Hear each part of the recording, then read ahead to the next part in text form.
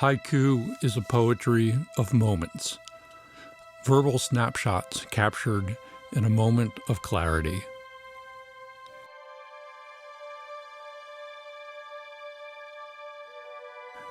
Traditionally, it consists of a rhymeless 17-syllable poem conforming to a 3-line pattern of 5, 7, and 5 syllables.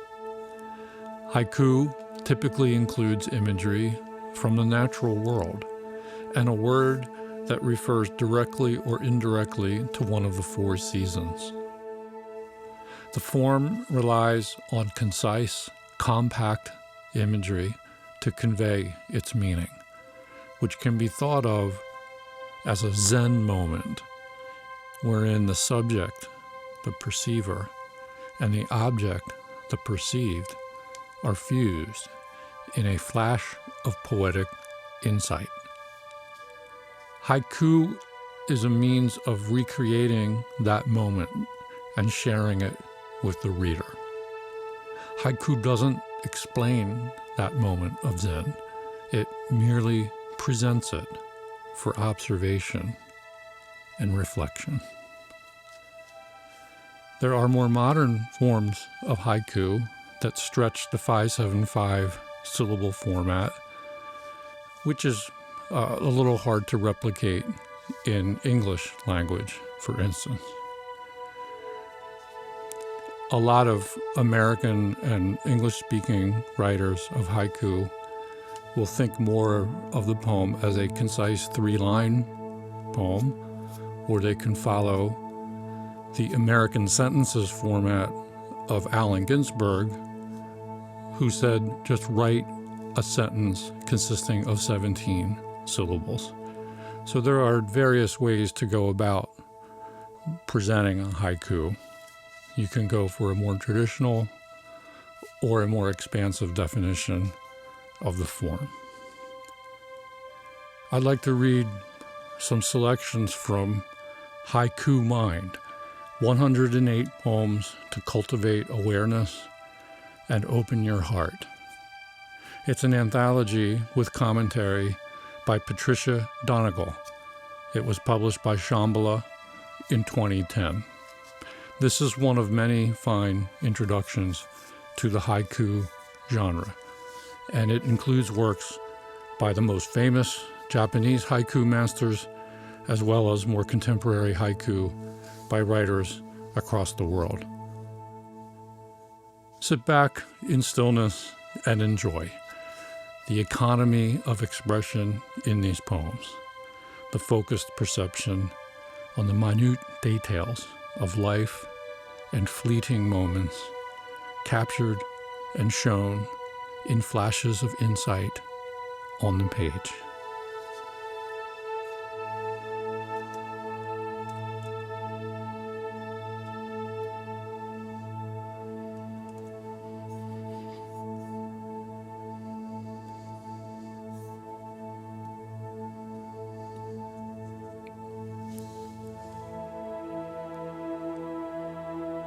Cutting a pear, sweet drops drip from the knife, by Shiki Masaoka.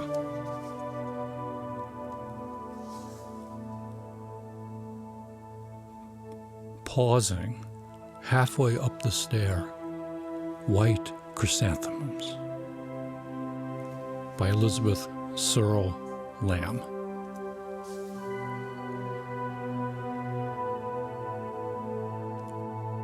To see void, vast, infinite, look out the window into the blue sky, by Allen Ginsberg. I kill an ant and realize my 3 children were watching, by Shuson Kato.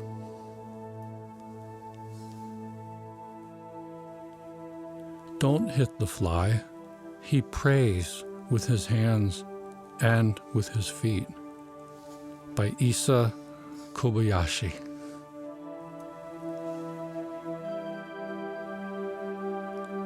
Summer grasses, all that remains of warriors' dreams, by Basho Matsuo.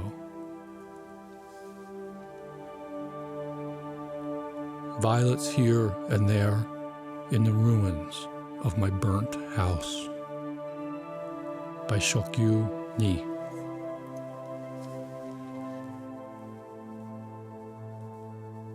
As my anger ebbs, the spring stars grow bright again, and the wind returns.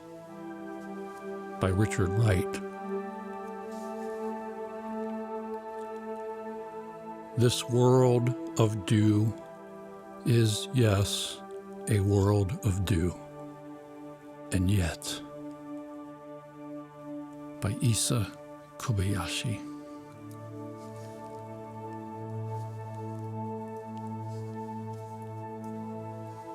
A heavy cart rumbles by. Peonies tremble.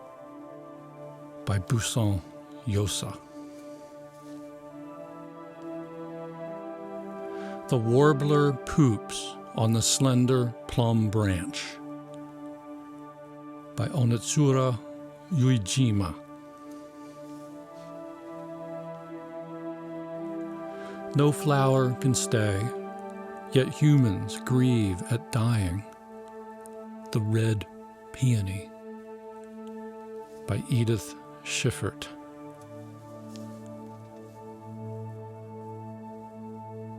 After the rain, bomb craters filled with stars. By John Brandy. First light. Everything in this room was already here. By Christopher Harold. The taste of rain. Why kneel? By Jack Kerouac. Stillness, piercing the rocks, the sound of cicadas. By Basho Matsuo. Letting go of a slanderous heart while shelling the beans. By Hosai Ozaki. Disgusting. People arguing over the price of orchids. By Shiki Masuoka.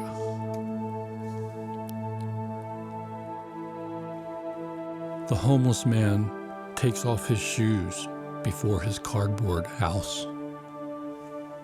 By Penny Harder. A petal falls, you, across the table. By Steve Sonfield. On the patio, the afternoon drifts along with the butterfly. By Patricia J. Mockmiller.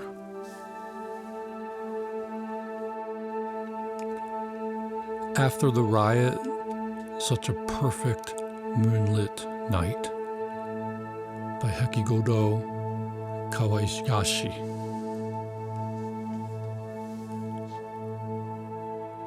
Migrating birds, fields of pampas grass show the way. By Kristen Deming.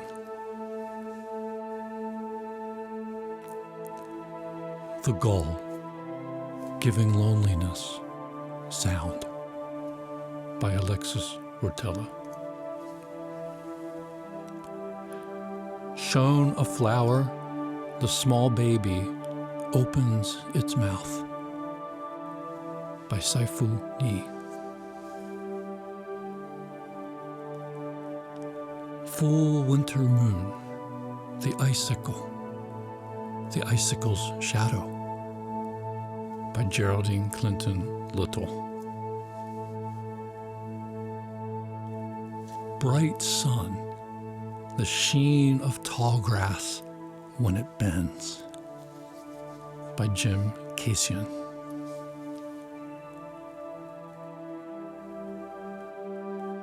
not seeing the room is white until that red apple, by Anita Virgil. Morning glories, the well bucket entangled.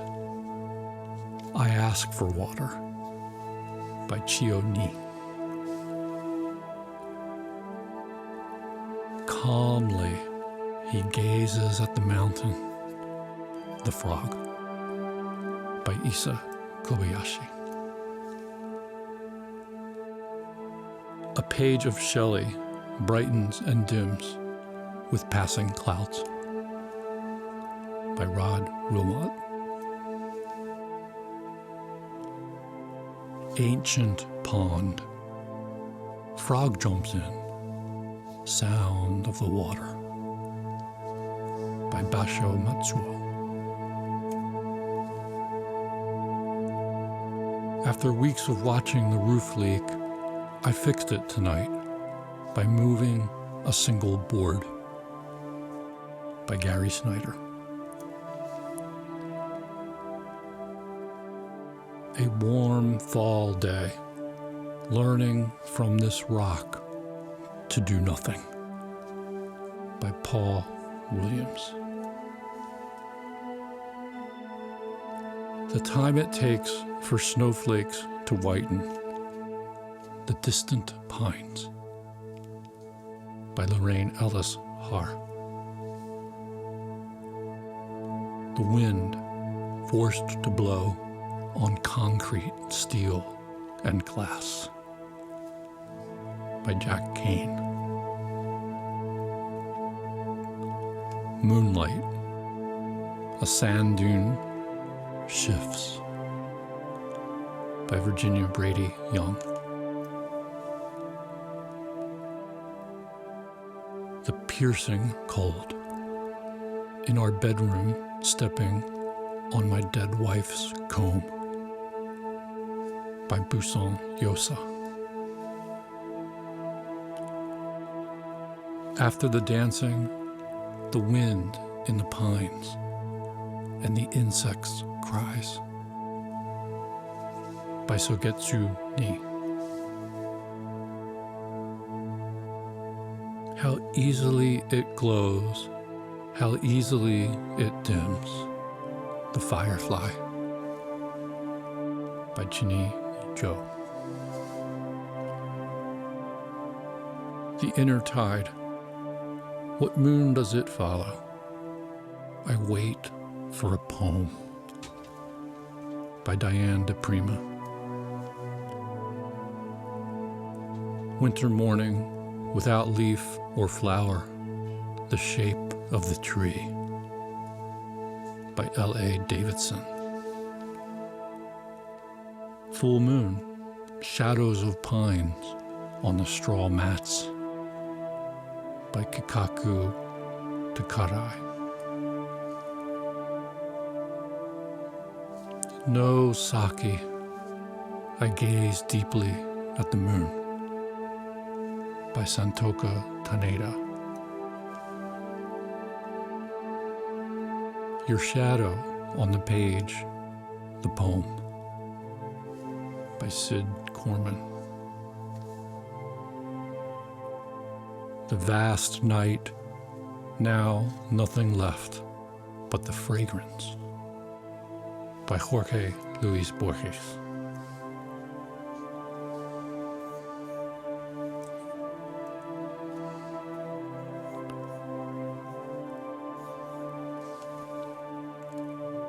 If you're interested in writing haiku, you must develop an awareness for haiku moments, timeless yet time-bound moments standing out against the stream of time.